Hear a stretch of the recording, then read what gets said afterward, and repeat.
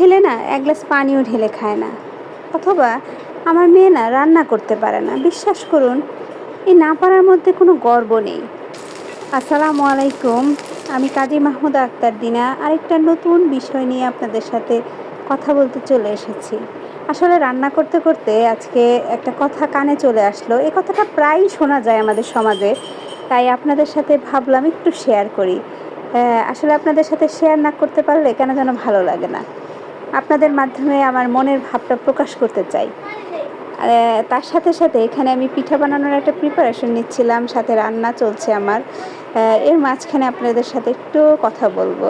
তা হচ্ছে, আমাদের সমাজে অনেক পরিবারই আছে, তাদের ধারণা হচ্ছে বেশিরভাগ পরিবারে মনে করা হয় খাবার তৈরি করা, টেবিল গোছানো, ঘর গোছানো, কাপড় ধোয়া কেবলমাত্র মায়েদের অথবা স্ত্রীদের কাজ, বা পরিবারের সবার খেয়াল রাখা তাদের কাজ। এটা একটা ভুল ধারণা।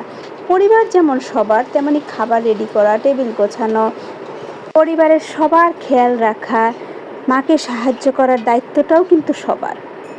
বরং খাবার খাওয়ার সময় হলে খাবার রেডি, খাবার খেতে চলে এসো, এই কথাটা কখনোই বলা উচিত না। বিশেষ করে আমাদের সন্তানদের সামনে তো ভুল করেও এ কথা বলা উচিত না। কারণ আপনার পরিবারের সদস্যরা কোনো অতিথি নয় যে আপনি খাবার রেডি করে সব কিছু টেবিলে গুছিয়ে তাদের ডাকবেন আর তারা এসে খেয়ে দিয়ে আবার অতিথিদের মতো সব কিছু ফেলে রেখে চলে যাবে। পরিবারের বাকিরা বাইরে থেকে আসা কোনো অতিথি নয় যে তাদের সামনে 3 বেলা খাবার কিংবা পানি তুলে দিতে হবে। আমাদের সমাজে এমন অনেক পরিবার আছে যারা পানিটুকু গ্লাসে ঢেলে খান না, বরং ঘরের স্ত্রীর উপর নির্ভর করে যেন তারা পানিটুকু ঢেলে খেতে শেখেননি কখনো। তাই আপনার সন্তান যেন এমন না হয়। আর্থিক দিকের সাথে সাথে তারাও যেন সামাজিক দিক দিয়েও স্বাবলম্বী হতে পারে। এদিকে বকবক করতে করতে আমার পিঠাগুলো বানানো শেষ। আসলে এটাকে মেরা পিঠা বলে বা দোল্লা পিঠা বলে, বা অনেক জায়গায় আমরা গোটা পিঠাও বলে বা মুঠা পিঠাও বলে। এক এক দেশে এক একভাবে এটাকে চেনে। যাই হোক, এর একটা স্পেশাল সাজ করা পাতিল আছে, যেটা আমার বাসা চেঞ্জ করার সময় ভেঙে গেছে। এই জন্য আসলে বিকল্প হিসেবে ছাঁচনিতে বানানোর চেষ্টা করছি। যাই হোক, এটাতেও পিঠা হয়ে যায়। আমি দিচ্ছিলাম, এই দেখে অরিনও ট্রাই করছে। এদিকে আমার ভুড়ির রান্নাও চলছে, ভুড়িটাও প্রায় হয়ে চলে এসেছে। একটু ভাজা ভাজা করব যাতে খেতে ভালো লাগে।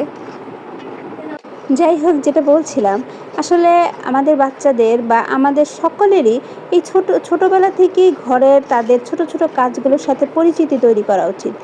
এই ছোট ছোট কাজগুলো করার সাথে অভ্যস্ত করা উচিত। যেমন ধরুন, প্রতিবেলা খাবারের আগে খাবার টেবিলটা রেডি করা, পরিবারের সকলের উপস্থিতি নিশ্চিত করা। ছোটোখাটো হলেও তাদের অংশ নিতে হবে। যেমন কেউ পানির বোতলটা এগিয়ে দেবে, কেউ খাবারের প্লেটগুলো আনবে, আবার কেউ তরকারি আনবে। এভাবে খাবার সময় পরিবারের সকলে যখন অংশগ্রহণ করবে, তখন যেমন পারিবারিক সম্পর্ক সুদৃঢ় হবে, ঠিক তেমনই আপনার সন্তানও বুঝবে সংসারের সব কাজ করার দায়িত্ব কেবল মা কিংবা স্ত্রীর নয়, বরং সকলেরই। এই ছোট্ট কাজগুলোর মধ্যে তারা যেমন আত্মনির্ভরশীল হবে, তেমনি ভবিষ্যতে তাদের আচরণেও অন্যরা বিরক্ত হবে না। এই পর্যন্ত যারা আমার ভিডিওটা ধৈর্য ধরে দেখেছেন, তাদেরকে অসংখ্য অসংখ্য ধন্যবাদ। আপনাদের সাথে কথা বলতে বলতে আমার পিঠা রেডি, এবং পিঠার সাথে আছে ঝোলা গুড়। আসলে আমার বাসার সবাই ঝোলা গুড় দিয়ে পিঠাটা খেতেই বেশি পছন্দ করে, আর এই ঝোলা গুড়টা সারা বছরই আমার ঘরে থাকে। যাই হোক, অনেক কথা বলে ফেললাম। সবাই ক্ষমা সুন্দর দৃষ্টিতে দেখবেন। ভালো থাকবেন।